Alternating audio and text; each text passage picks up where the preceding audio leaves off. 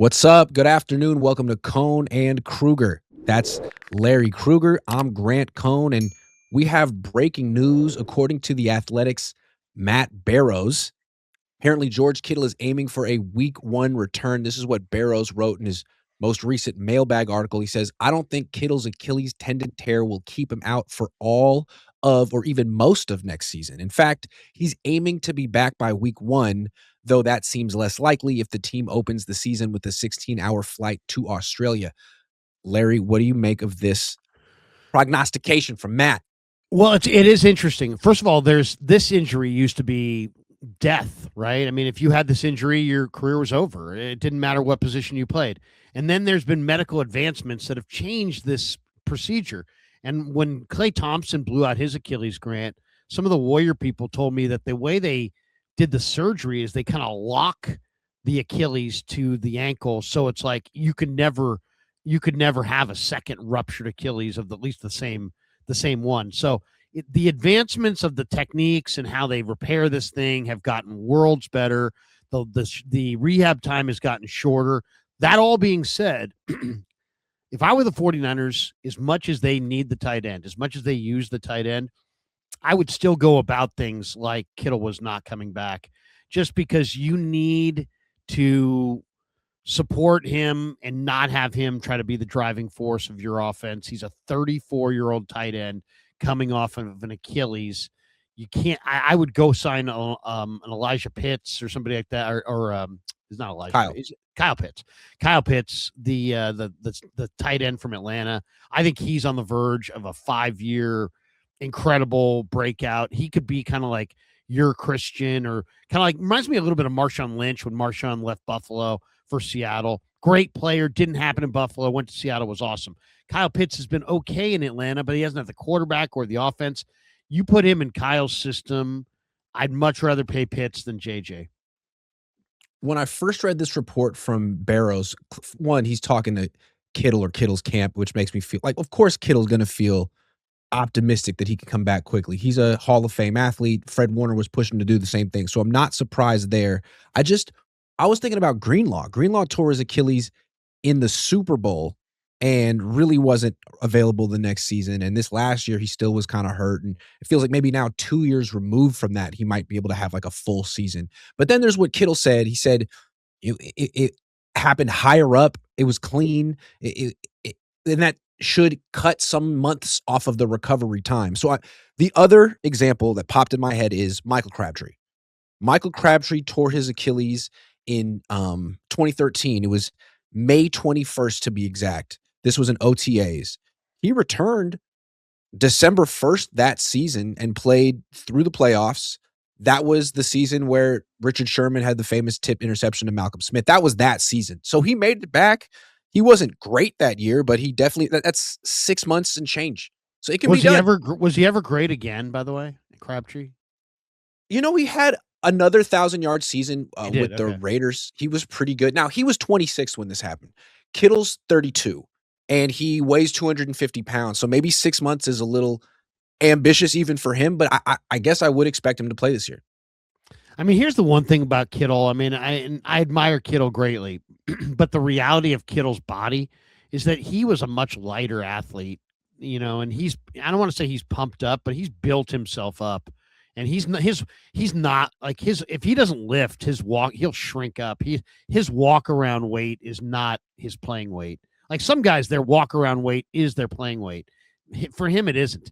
So, you know, it's possible that he's put a lot of torque on his body just by adding weight that it didn't naturally have. Because, I mean, he was like 220 pounds, I believe, like deep into his college career. And now he's like 245 and ripped and jacked and everything. But maybe there's 20 extra pounds there that.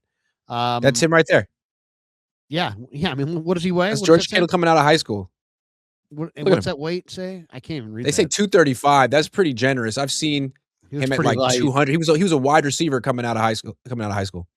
And he's big now. He's jacked. Yeah. So I would say, you know, that's a concern, and that might have led to it. But, you know, I mean, I hope for the best. It's just one of those things where, you know, this guy's going to try to do everything, and the Niners need him to run the ball. They need him to catch the ball. I think if you go after another tight end, I definitely would. I think there's going to be at least a half dozen really good tight ends that are lopped off as cap casualties. Tommy Tremble, Cole Kmet, Evan Ingram, lots of them. Colby Parkinson. There's going to be a bunch of tight ends that are going to be available. Later on this offseason. I think the Niners got to go get themselves one. Yeah, and they don't have to be the greatest tight ends in the world. And look what the Rams did. They had 3 or 4 solid tight ends. The Yeah. Niners should have 3 or 4 solid tight ends. And I know they're going to tell themselves like, "Look, George Kittle's special. He's Superman. He can come back really fast." But they don't need him to do that. They need to be really careful with George Kittle because he's the best player in their offense. And at the same time, you got to wonder what he's going to be when he gets back from this injury. I mean, he's not going to be faster, right? He's not going to be better. He's going to be worse, diminished, slower. The question is how much. And the guy's such a picture of fitness, and he's such an all-around great player that I'm sure he'll find a way to be a very good player. But it wouldn't hurt to, you saw the success that some of these teams are having with 12 and 13 personnel. To me, the biggest disappointment of last year's offseason was signing Farrell to the money they did. He was totally nothing. I mean, Farrell, he was supposed to be this awesome blocker. He wasn't an awesome blocker. He's nothing as a receiver. He's just stiff. So I would cut him, use his money. You have Tonjes. Willis is a nothing. So you got hurt Kittle and you got Tonjes for one more year. And then you got to go get some guys. I mean, you really got to go look into the free agent market, the draft, trades, the whole deal. They use their tight end a lot in this offense. Yeah, they can't just be like, "Look, Kittle's coming back. He'll save us." I mean, even if he does make a miraculous comeback and play well, it seemed like he was breaking down before this injury happened. He had that hamstring injury right away. He said he tore it. Then he came back and hurt his ankle. Then he said that he was overcompensating and it led to this Achilles injury. He's 32 years old. Sometimes the aging process happens quickly at the end. So it's great that he's going to try to make this superhuman Herculean recovery effort, but it's possible that this is the beginning of the end for George Kittle, and all the more reason to start looking into more tight ends, multiple. Yeah, I mean, and there's nothing, we don't. I know you don't say that with any joy. We're not. No, not at all. We're not excited that this is the end. This is just the way it is. I mean, look at Greenlaw this year. He played 68% of the snaps in the games that he played. He only played 8 games. He missed times with a quad injury, a hamstring injury, a calf injury. Suddenly, you tear an Achilles, and that changes everything in your whole gait and everything. And all of a sudden, it's like cars that have tires that rub wrong.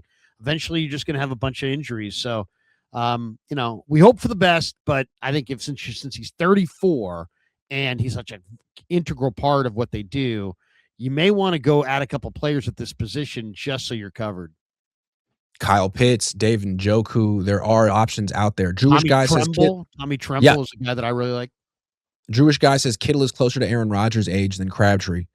Well, there is that. I wonder if that will slow down the recovery process at all. Nick H says Isaiah will likely be very cheap. No, he won't. Isaiah likely. I don't think he's going to be cheap. I think he's going to cost a lot. But I love that name, by the way. That's a great name. If you could get Isaiah Likely from the Ravens, I would do it. It's really too bad that the Niners gave a 3-year contract to Luke Farrell. God, he did a whole lot of nothing this year. You know who's another name to keep your eye on? Brock Purdy's college tight end plays for the Ravens and is a free agent, I believe. His name's Charlie Kohler. And Dieter threw him out to me in a stream that we did the other day, but it makes a lot of sense. He's a pretty good blocker, decent receiver, going to be very cheap free agent. And, Purdy threw him a lot of balls at Iowa State.